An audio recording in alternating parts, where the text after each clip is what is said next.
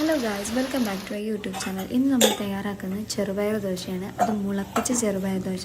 വളരെ ഹെൽത്തി ആയിട്ടുള്ള ഒരു റെസിപ്പിയാണിത്.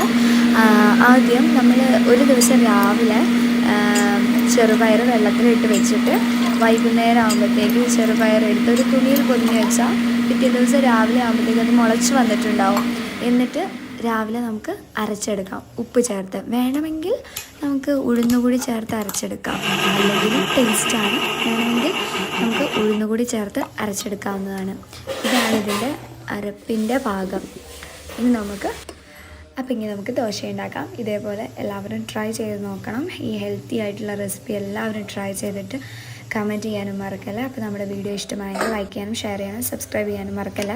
അപ്പോൾ ഇനി ഇതുപോലത്തെ വീഡിയോസ് കിട്ടുന്നതിന് വേണ്ടിയിട്ട് ബെൽ ബട്ടണും കൂടി അമർത്തണേ. അപ്പോൾ നമുക്ക് പുതിയൊരു വീഡിയോ ആയിട്ട് വീണ്ടും കാണാം. ബൈ.